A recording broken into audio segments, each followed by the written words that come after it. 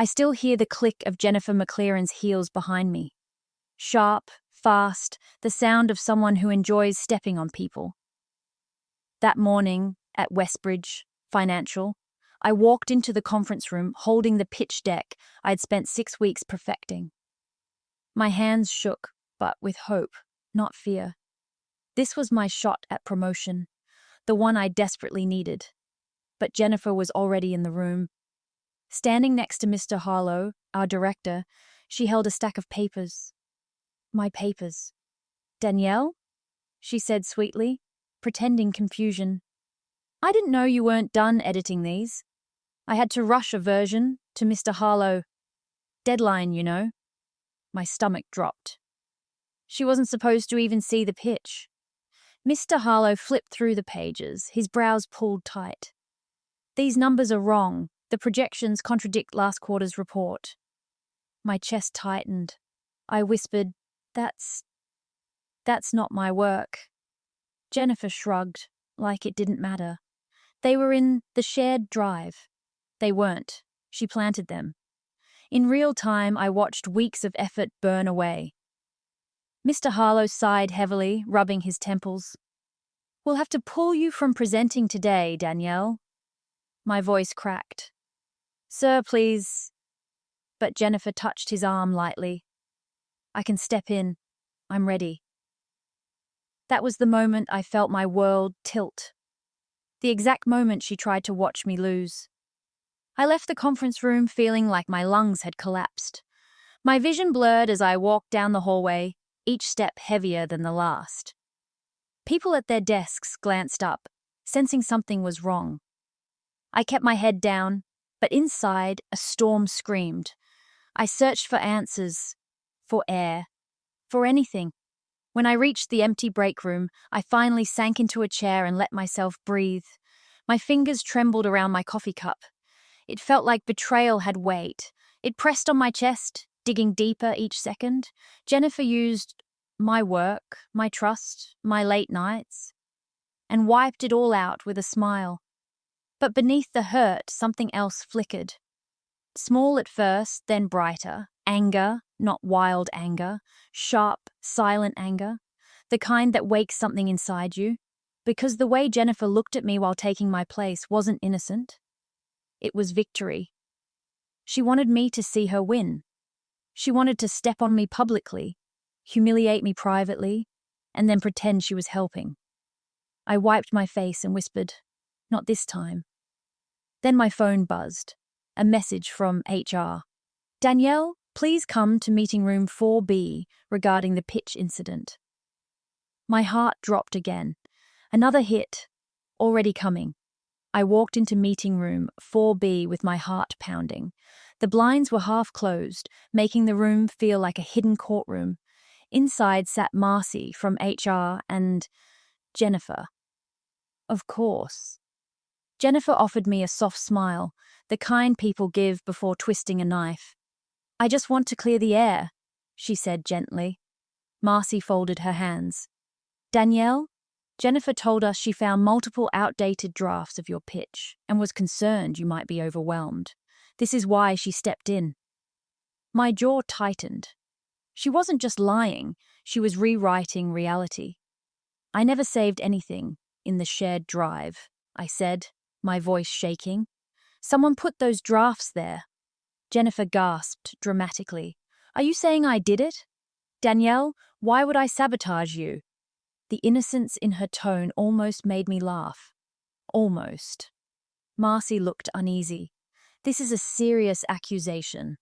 I leaned forward slowly. "I'm not accusing anyone. I'm saying the math doesn't add up. And you know I've never missed a deadline." Jennifer's eyes flicked sideways, just a tiny crack in her mask, but enough for me to see she wasn't expecting me to fight. Marcy typed something, then sighed. "For now, we'll put a note in your file that there was confusion." A note in my file. Jennifer touched my shoulder gently on the way out. "Don't stress. Some people just handle pressure better." Her whisper felt like poison. I stayed late that night, trying to fix what she broke, when someone knocked lightly on my cubicle wall. "Rough day?" a low voice asked. I looked up and met the warm brown eyes of Ethan Hayes, the new project consultant. He'd started a few weeks earlier, quiet, sharp, attractive in a way that made my chest feel too small. He handed me a bottle of water. You look like you've been fighting a war. I laughed weakly. Feels like I lost one. Ethan pulled up a chair. Words spread about the pitch, sounds messy. His tone wasn't judging, just curious, concerned. And for the first time that day, I felt seen. I explained what happened, careful not to sound bitter. He listened, elbows on his knees, face serious. That doesn't sound like a mistake, he said softly. That sounds like someone targeted you. My breath caught. No one had believed me, not even HR. But he did. You're good at your job, he continued. I've watched you work. People like you don't just trip like that. Someone pushed you. My chest warmed. Thanks, really. He smiled gently. If you ever need help with anything, I've got your back. But as he stood to leave, I heard another set of heels behind him. Jennifer. And she was staring at us like she'd just discovered her next weapon. The next morning, Jennifer approached my desk with the kind of smile that felt like a trap wrapped in sugar. Good morning, Danielle, she chirped. I forced a polite nod. Morning. She leaned in, lowering her voice. Interesting. Conversation you had with Ethan last night. My stomach tightened. It was just work. Jennifer's smile sharpened. Of course. But you know how these office crushes start. She twirled a strand of hair. I actually met Ethan already. He's intriguing. The way she said intriguing made something cold crawl across my skin. But don't worry, she added sweetly. I won't get in your way. She already was. Later during lunch, I saw her sitting with Ethan in the cafeteria, laughing too loudly, touching his arm like they were old friends. He looked polite, but slightly uncomfortable. When their eyes drifted toward me, Jennifer locked her gaze with mine. Not a smile, not anger, possession. Like she wanted me to see her take something else from me. I turned away, but my heart hammered. She wasn't done. And the way she leaned closer to him, like she was whispering something, made my stomach drop even further. Because whatever game she was starting, I could feel she was aiming for more than my job now. Over the next week, things snowballed. Emails went missing. Files I never touched appeared under my name. Meeting invites forgot to include me. And every time something went wrong, Jennifer was already there. Hand raised, voice soft, offering to help. To everyone else, she looked like a team player. To me, she looked like a puppeteer. One morning, as I reached my desk, Ethan rushed over. Hey, I didn't see you in the strategy meeting. Everything okay? My chest tightened. What meeting? He frowned. The one this morning. Harlow said, you weren't prepared. Prepared? I didn't even know it existed. And there she was, standing near the glass wall watching us. Danielle, she called sweetly, I sent you the invite. It must have gone to spam. But I knew. The look in her eye told me she enjoyed every second of my fall.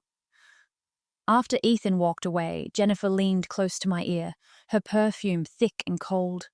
You're slipping, she whispered, and people are starting to notice. I swallowed hard. Why are you doing this? She tilted her head. Because some people don't deserve what they're reaching for. Her meaning was clear. My job, my reputation, even Ethan. She wanted it all. By Friday, I'd had enough. I stayed late again, trying to salvage my week, when I overheard voices coming from the hallway. Jennifer and Ethan.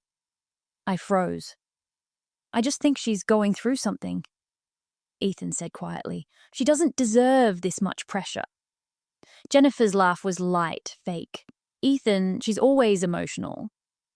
She's not built for leadership. I'm just helping the team stay afloat. My jaw clenched. Ethan replied, She's actually one of the strongest people here. Silence. Then a sharp shift in Jennifer's voice, irritated, almost angry. Why do you keep defending her? Ethan paused. Because she deserves it. Jennifer scoffed under her breath. You barely know her. I know enough, he said firmly.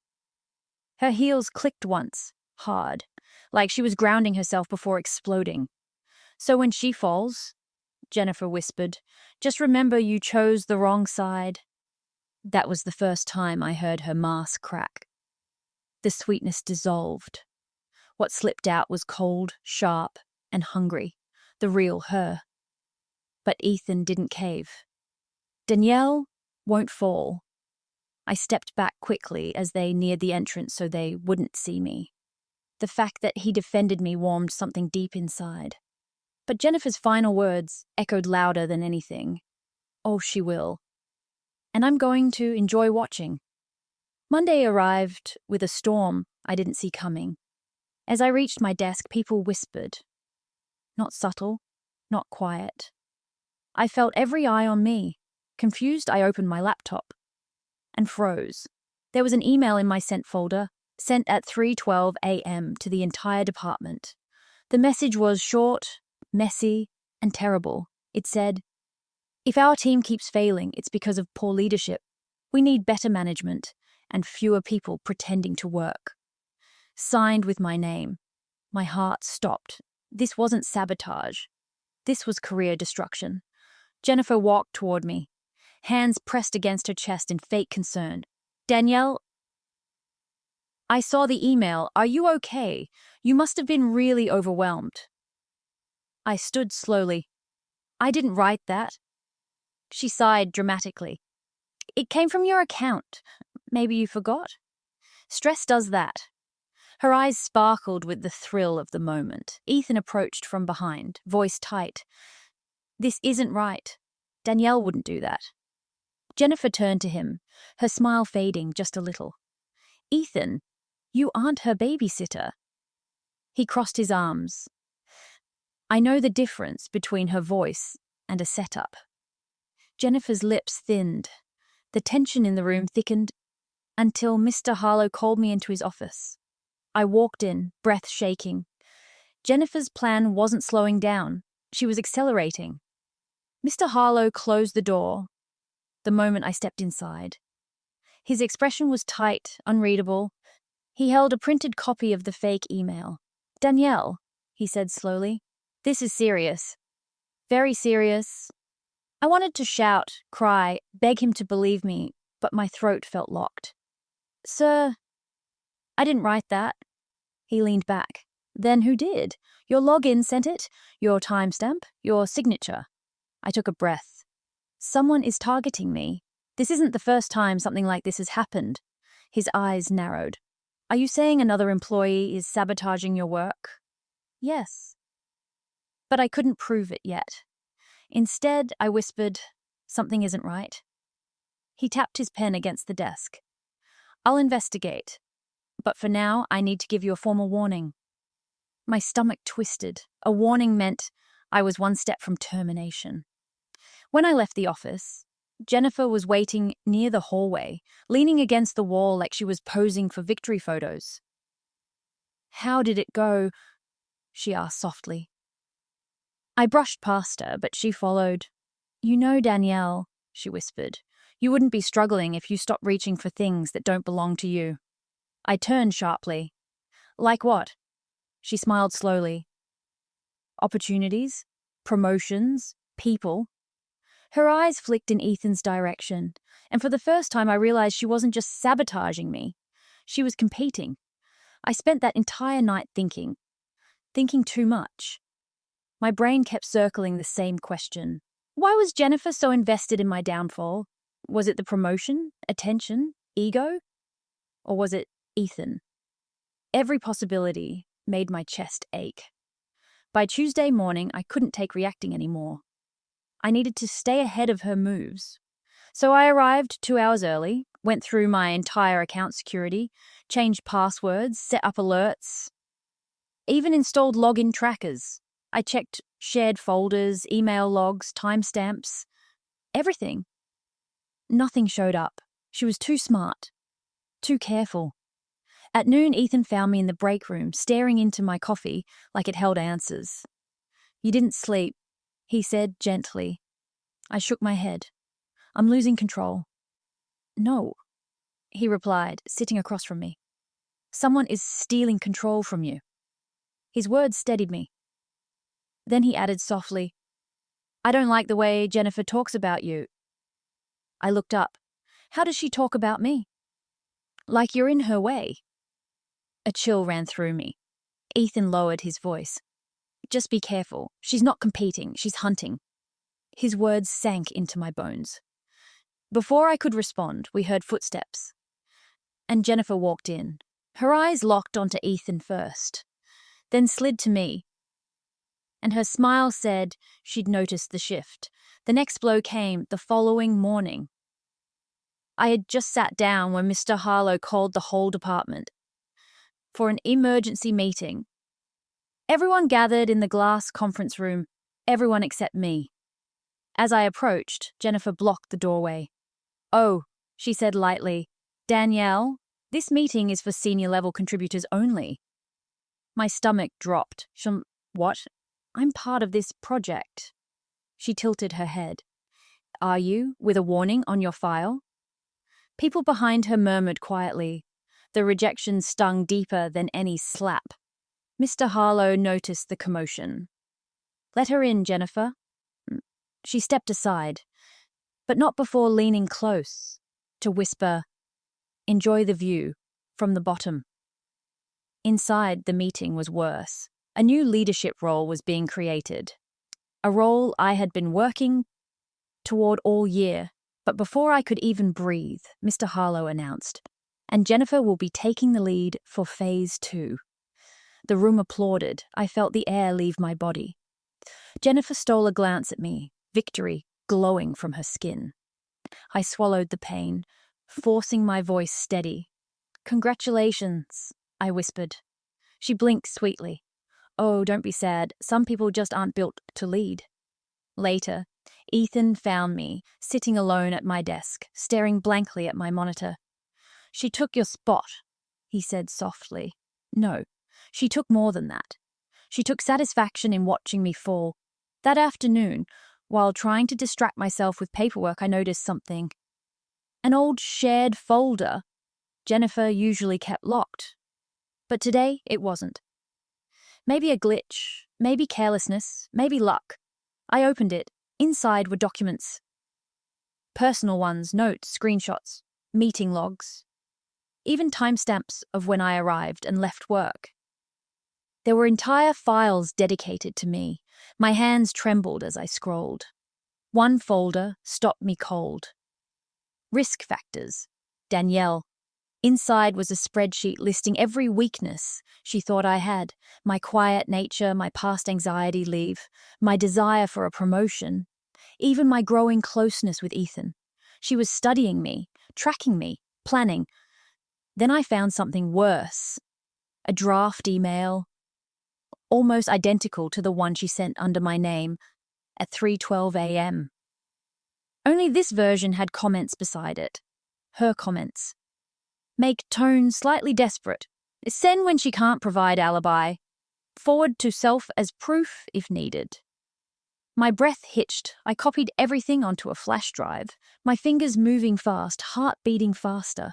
But just as I ejected the drive, the hallway lights flickered, and Jennifer's silhouette appeared outside the cubicle. She smiled slowly when she saw my face. "Working hard?" she asked softly. Too softly. She knew. She knew I found something. Jennifer stepped closer, her eyes narrowing just enough for me to see the shift. The sweet act slipped for half a second, just long enough to confirm she suspected something. I forced a shaky smile. "Just cleaning up files." She studied my desk, my hands, my breathing, like she was scanning me. Then suddenly she smiled again. "Good. You should stay organized. Mistakes have gotten you in enough trouble." her tone cut sharper than her words. As she walked away, I noticed she kept looking over her shoulder, watching me, waiting, measuring me. She wasn't sure what I saw, and uncertainty to someone like her was dangerous. I hid the flash drive deep in my pocket, my pulse racing. I needed to act smart, quiet, fast. At lunch, Ethan found me outside on the steps, trying to slow my breathing. "What's wrong?" he asked softly. I hesitated, then whispered, "I found something about Jennifer." His jaw tightened. "Tell me." "Not yet," I said. "I need to understand everything before I involve anyone." He nodded slowly. "Then you're not alone. Just say the word." His support warmed something in me that had been frozen for weeks. But before I could respond, my phone buzzed. A message from an unknown number. "You shouldn't go through my things." My blood turned cold. Jennifer wasn't guessing. She knew. I didn't sleep that night. I kept replaying the message, wondering how she knew. Cameras, software, someone watching me. By morning, my nerves were raw, but something in me had hardened. Fear was still there, but it wasn't controlling me anymore. Not fully. I arrived at work early and approached IT support, pretending casual curiosity. "Do we record screen activity?" I asked. The tech guy shook his head. "Only if someone installs third-party tracking." "Why?" "No reason," I whispered. But my mind raced. Jennifer could have installed tracking on the shared folders, or worse, on me. When I reached my desk, I noticed a small, sticky note placed neatly on my keyboard. "Curiosity is cute, but stay in your lane." Jay, my chest tightened. Her games were getting bolder, riskier. Then during the afternoon briefing, she did something that chilled me more than everything else combined. Jennifer announced a new efficiency protocol, one that required digital oversight of certain employees. Only one name was on the list: mine. When she read it aloud, her eyes locked with mine, slow, victorious. Ethan leaned toward me, whispering, "She's crossing lines now." No, she had already crossed them. Now she was sprinting, and she expected me to break. After work, I sat alone in my car for almost 30 minutes. The sun had set, the parking lot lights buzzed, and my hands rested on the steering wheel as if waiting for permission to move. But inside me, something clicked. I wasn't surviving anymore. I was preparing. Jennifer wanted to watch me lose. She wanted a front row seat. She wanted me broken, humiliated, begging. She wanted entertainment. Fine. I whispered into the darkness. Then let the show begin. I drove straight to my apartment, grabbed my laptop, plugged in the flash drive, and spent hours going through every file I stole from her folder. The deeper I went, the clearer everything became. This wasn't jealousy. This wasn't competition. This was obsession. She wanted my job, my reputation, my confidence, my relationships, my peace, even Ethan. She wanted to erase me and replace me. But I found something she never expected.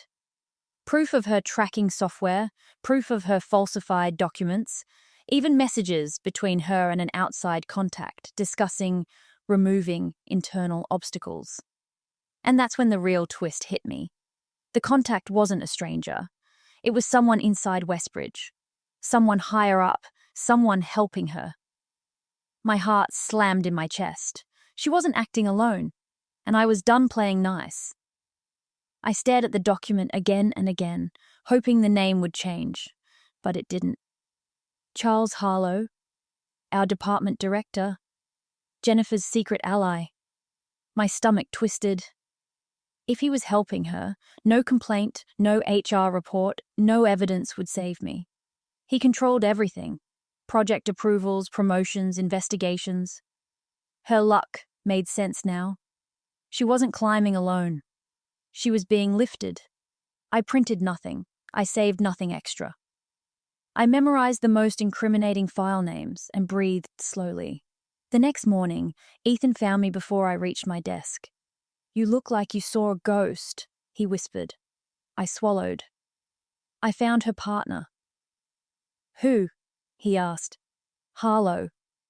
His jaw tightened so hard I heard his teeth click. Danielle, that's dangerous. I know. Before he could say more, Harlow walked by, patting Jennifer's shoulder as she handed him a folder. Their smiles were too synchronized, too comfortable. Jennifer noticed us watching. Her eyes narrowed with suspicion. Ethan leaned closer, voice low. You can't fight them alone. I'm not, I whispered, because I had something neither of them knew. Evidence that could burn their world down. I just didn't know when to strike. And then something happened that made the decision for me. A calendar notification popped up. Performance review. Danielle, Friday 9 a.m., 2 days away. They were getting rid of me. Panic tried to swallow me whole, but I forced myself to breathe.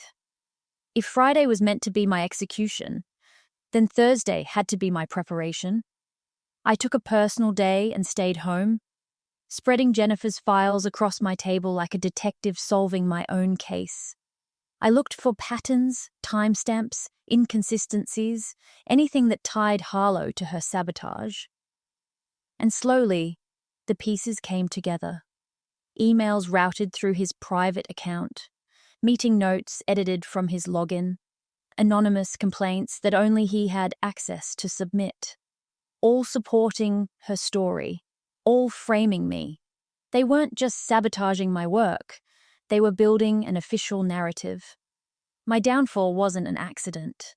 It was planned. At noon, Ethan texted, "Are you okay? Haven't seen you." I hesitated, then responded, "Tonight? Need to talk." He came to my apartment around 7. When he saw the evidence spread across my table, his face went pale. "Danielle," he whispered, "this is enough to take them both down." "Only if I'm still employed on Friday," I said. He stepped closer, voice steady. "Then we'll make sure you are." We. The word warmed me. But before I could process it, my phone buzzed again. A message from Jennifer. "Rest up. Big day tomorrow." She thought she'd already won. She had no idea what was coming. I walked into the office. Thursday morning, feeling different. Steady, cold, focused. Not because I wasn't scared. I was terrified, but fear wasn't running me anymore. Purpose was.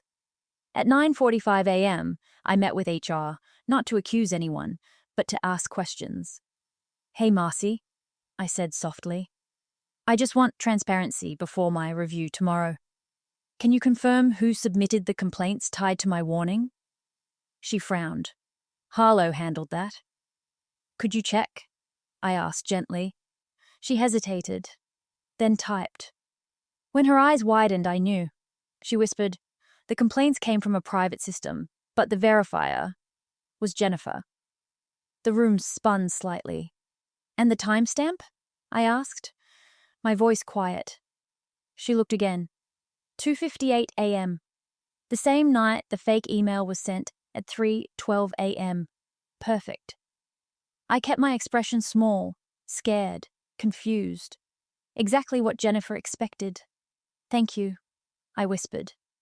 When I stepped out of HR, Jennifer was leaning against the wall, arms crossed, smile razor sharp. "Checking on your file?" she asked sweetly. I shrugged lightly. "Just making sure things are fair." She laughed. "Oh, Danielle, nothing about this is going to be fair." She strutted away, and I whispered, "You're right. It won't." Because fairness wasn't my goal anymore.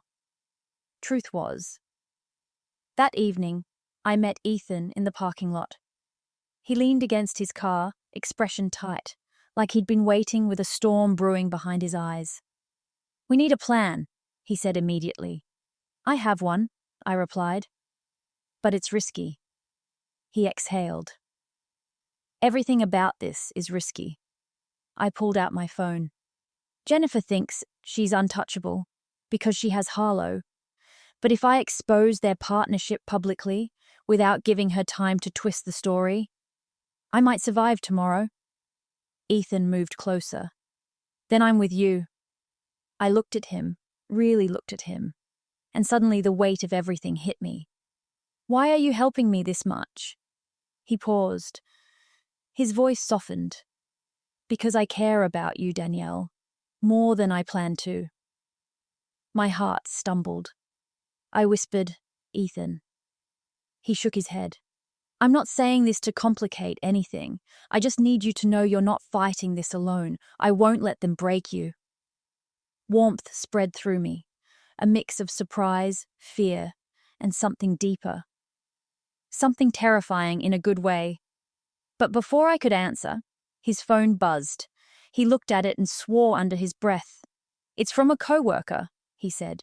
Jennifer and Harlow just requested a closed-door meeting about you. Tomorrow wasn't just a review. It was an ambush. I didn't sleep. Not even a minute. I watched the clock crawl from midnight to 3 a.m., then 3 to 5, my mind rehearsing every step of my plan.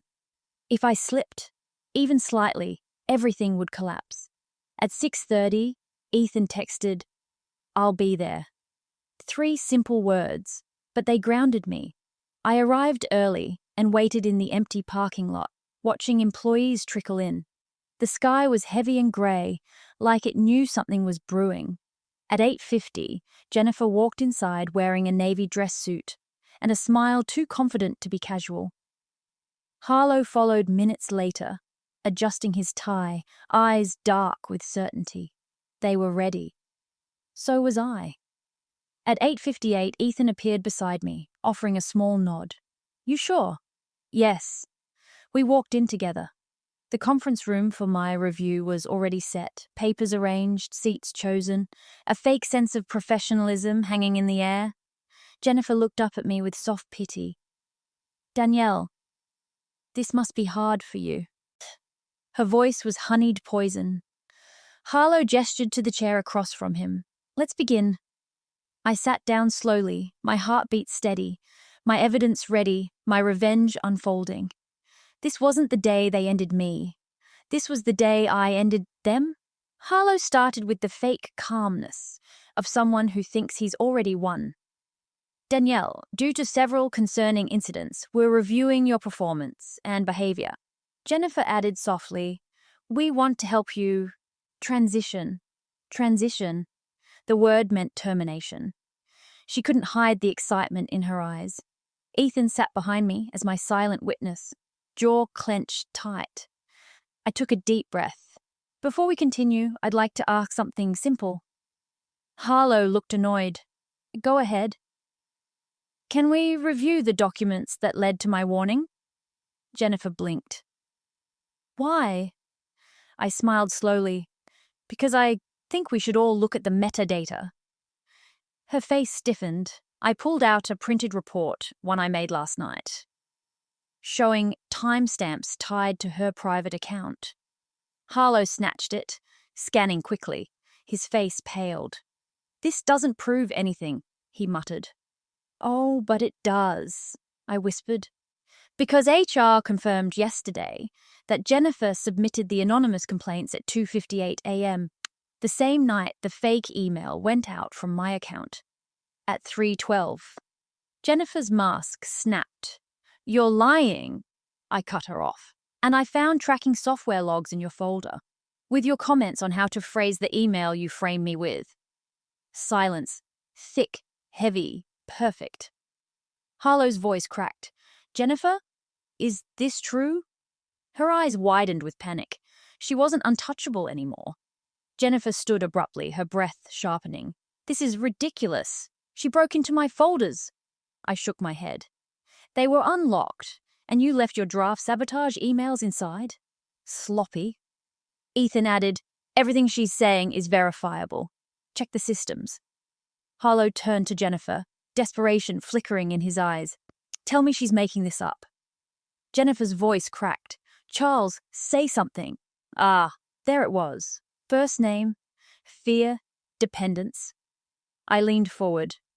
Should I show HR the messages between you two? The ones planning how to remove internal obstacles? So Jennifer could take the leadership role I was working for? Harlow went pale. Jennifer froze. Got them. Marcy from HR. Knocked. at that exact moment, holding her tablet. I pulled the metadata you asked for. She glanced at the screen, then at Jennifer. This doesn't look good. Jennifer's voice rose. I was helping the department. By falsifying emails? Installing tracking software? Submitting fake complaints? Marcy asked. Jennifer turned to Harlow. Yeah, fix this. But Harlow stepped back. I didn't know the extent. Coward. Jennifer realized she was alone. Her voice dropped to a whisper, trembling. Danielle, please. And for the first time, I saw true fear in her eyes. Not because she cared, but because she knew she'd finally lost control. The room shifted. The balance of power flipped so fast, Jennifer staggered. Marcy's voice became firm. Jennifer, you're suspended. Pending investigation. Jennifer shook her head wildly. No, this is wrong. Danielle planned this. She's manipulating all of you, Harlow muttered. Stop. Just stop. His shame made her snap. You told me to do it. You said she was weak. You promised I'd get the promotion. Marcy raised her eyebrows. Thank you for confirming his involvement. Harlow cursed under his breath. Everything unraveled in seconds. Jennifer lunged forward, desperation twisting her face. Danielle, please, just tell them you misunderstood. I stood, straight, calm, solid. No, Jennifer, I'm telling the truth. Something you never expected me to do loudly.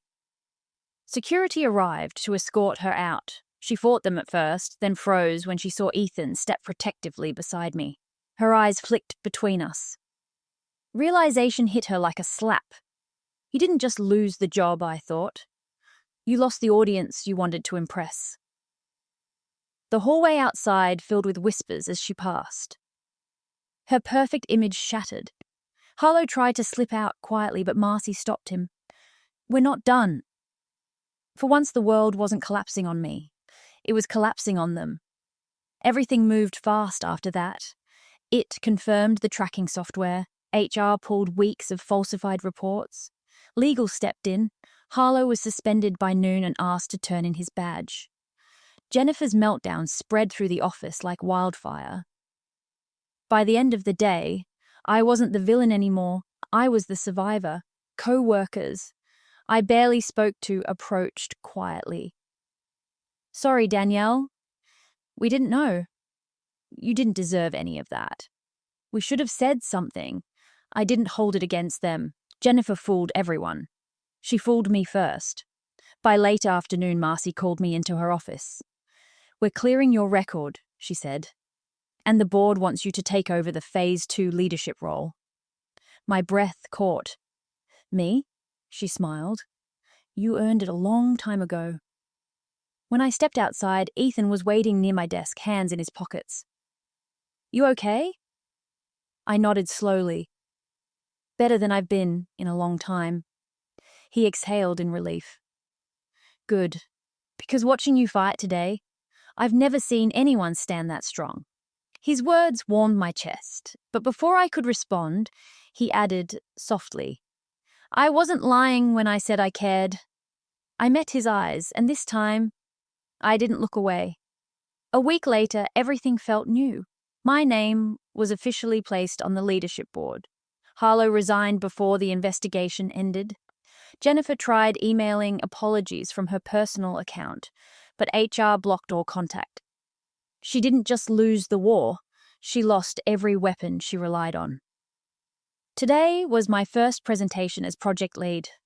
The conference room filled quickly, co-workers, executives, even new hires, curious about the woman who exposed two of the most powerful people in the department.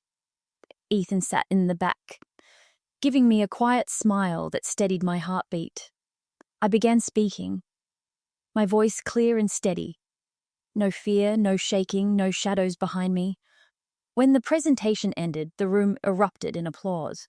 Real applause, earned applause.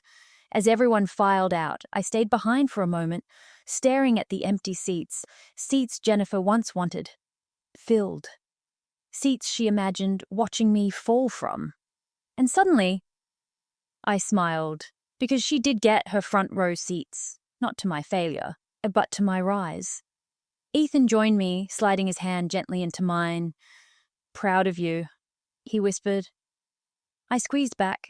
"I'm proud of me too." Jennifer wanted a show, so I gave her one, just not the ending she expected.